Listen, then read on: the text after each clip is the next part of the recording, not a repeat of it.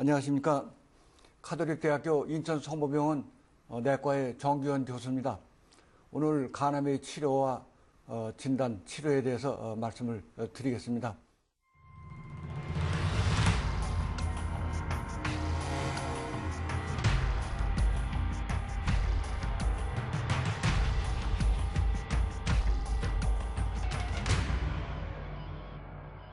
이 간암은 전 세계적으로 5번째로 많이 발생하는 간암이 되겠습니다. 우리나라에서는 위암과 폐암의 다음으로 3번째에 해당되는 암으로서 그 암 사망률로 따지면 3번째가 됩니다. 전 세계적으로 간암은 우리나라 또 중국, 일본, 그 다음에 동남아시아, 아프리카가 제일 호발적으로 되어 있습니다. 우리나라의 40대 사망을 보면 암 사망률과 간 질환에 의한 사망률이 1, 2위를 차지하고 있습니다. 이제 간암의 이제 원인을 보면은 우리나라에서 제일 흔한 비형 간염 또는 C형 간염, 바이러스 감염에 의한 간 경변증, 또 알코올성 간 질환, 간 경변, 이제 그런 거에 의해서 간암은 원인이 확실한 질환이 되겠습니다. 그리고 이제 그 외에 이제 자가면역 간염 그런 것이 되는데, 이 간암도 전염되지 않은지 그렇게 이제 그 전염성이 있다고 생각하는 분들이 있습니다. 그래서 이제 이 간암은 사실 그 부모들이 간염 보균자 또는 간암 환자인 부모들한테서 어릴 때 수직 감염에 의해서 이 감염이 되면은 간염을 거쳐서 3, 40년 후에 간 경변 또 간암으로 진행이 되는 겁니다. 그래서 이 간암은 절대 그 전염되거나 또는 유전할 수 있는 유전병은 아닙니다. 간암의 이제 일반적인 특징을 보시면은 초기에는 증세가 없기 때문에 일단은 발병 당시에는 많이 진행된 상태로 돼서 진단도 늦어지고 따라서 예후가 불량해지게 되겠습니다. 그래서 이제 간 경변증이 또 같이 동반되는 경우가 상당히 많이 있습니다. 우리나라의 이제 그 간암의 이제 특징을 보시면은 남자들이 이제 여자보다 5배 이상 더 많이 환자가 많이 발생돼 있고, 평균 연령은 이제 어릴 때 감염돼 가지고 한 4, 50년 후 50대에 이제 주로 많이 발생되면서 간 경변이 한 7, 80%는 간 경변 환자에서 간암이 발생하게 됩니다.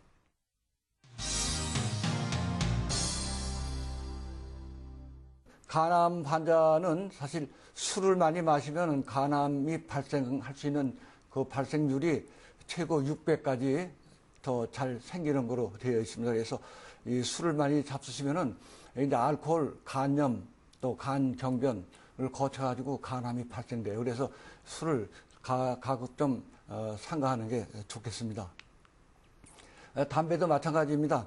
담배를 피우면 간암의 그 발생이 대개 3, 4배 정도 높아집니다. 그래서 술도 마시고 또 담배도 먹는다 그럴 경우에는 그 간암 발생률이 기하급수적으로 많이 늘어날 수가 있어요. 또 우리나라에 이제 그 많은 질병 중에 하나가 지방간입니다. 비만이나 당뇨에 이제 그 지방간이 생기는데, 지방간을 관리를 안 할 경우에는 지방 간염을 거쳐서 간 경변, 또 간 경변이 되면은 이제 간암이 생길 수가 있어요. 그래서 이 젊을 때부터 지방간을 관리를 하는 것이 나중에 간암 예방하는 길이 되겠습니다. 그러면은 이제 간암의 이제 증세를 보면 대개 초기에는 전혀 증세가 없습니다. 그래서 이제 진단이 이제 늦게 되는데, 일단 증세로서 뭐 황달, 복수, 복통, 이제 그러고 이제 또 전신쇠약이라든지 이제 그런 증세가 나타날 때는 벌써 진행된 상태인데, 이런 증세는 기존에 가지고 있는 간 경변 증세하고 똑같습니다.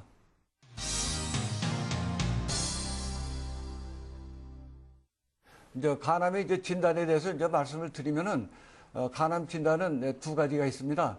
하나는 이제 이 혈액 검사로 하는 간 기능 검사 또는 간암 종양 표시 검사가 있고, 그다음에 이제 영상학적으로 간 사진을 찍어서 이제 검사하는 게 있게 되겠습니다.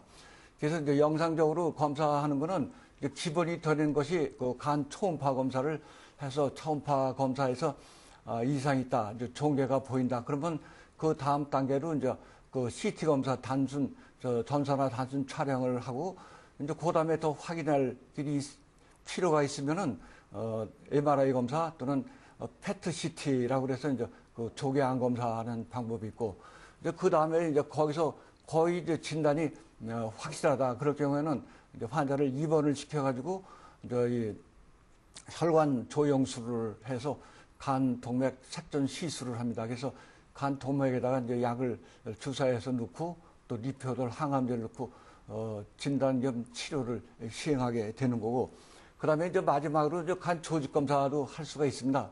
그런데 이제 보통 세간에서는 간 조직 검사를 하면 간이 퍼진다고 이렇게 알고 계시는 분도 있어요. 근데 이제 사실은 간 조직 검사하는 목적은 이제 간암의 이제 그 화학요법 치료, 항암제 치료할 경우에 또는 그 암세포가 간세포인지 또는 담도세포 암인지 또 전이성 암인지를 구별하기 위해서 꼭 필요할 때 이제 간 조직 검사를 합니다.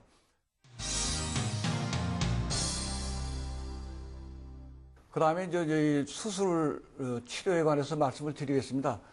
수술 치료 방법은 이제 여러 가지가 있는데 그 중에서 제일 중요한 것이 이제 절제 수술입니다.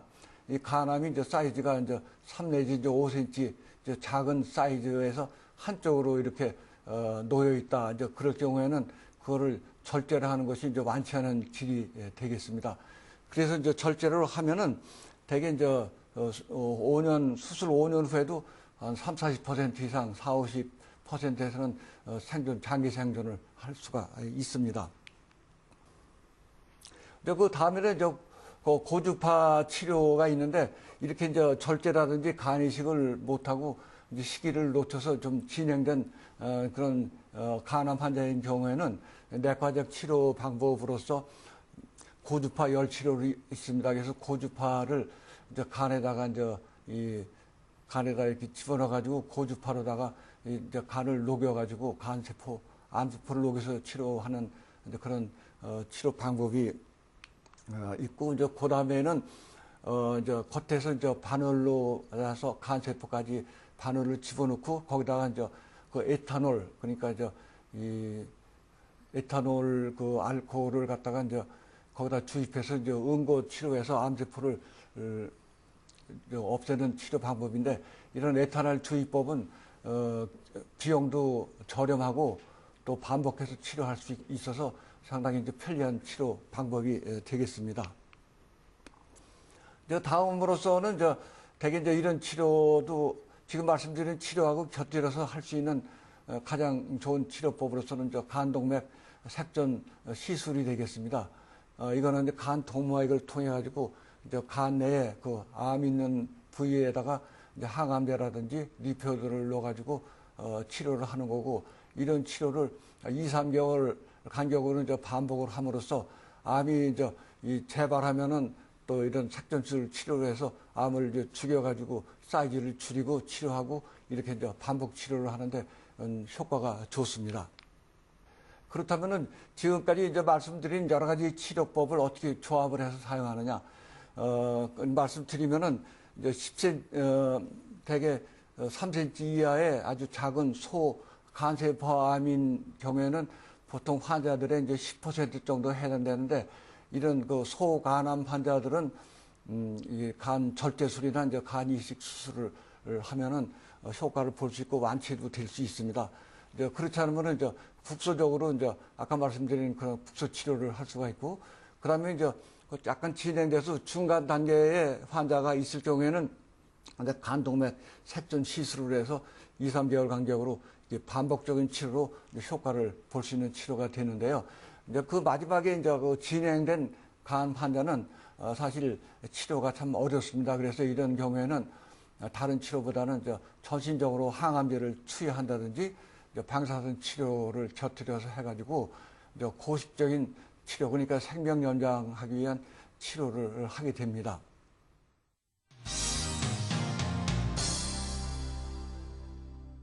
그런데 사실 이제 그 간암에 대해서 잘못 이해하고 계시는 분들이 좀 있어요. 그래서 이제 어떤 분들은 이제 매년 이렇게 와서 몇 년 동안 검사를 해 보니까 간 기능 검사가 정상이어가지고 뭐 못하러 검사를 하느냐. 그래가지고 이제 그 환자가 관심을 안 갖고 1년 동안 오지 않다가 이제 궁금해서 와서 보니까 한 상당히 큰 암이 벌써 됐더라고요. 그래서 간 기능 검사가 정상이라고 그래서 절대 안심하면 안 되고 정기적으로 와서 검사를 할 필요가 있습니다. 그리고 또 하나는 이 간암이라고 그러면은 치료 방법이 없지 않겠느냐. 이제 그렇게 생각하는 분들이 있어요. 과거는 참 그랬습니다. 근데 요즘에는 뭐 수술, 간 이식 또 여러 가지 이제 치료 방법이 개발이 돼서 환자에 따라서 이제 그 치료 방법을 선택을 해서 하면은 그 생명도 연장할 수 있고 치료 효과를 볼 수가 있습니다.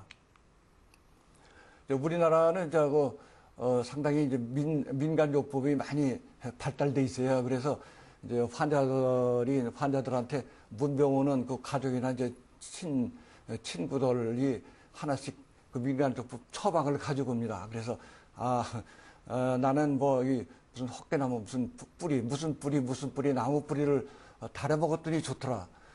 그러면은 또 무슨 풀을 먹으니까 좋더라. 그리고 또 무슨 버섯을 먹고 좋고 그래서 이제 그거를 버섯도 이제 이렇게 싸가지고 와서 달여 먹으라고 그런 게 있어요.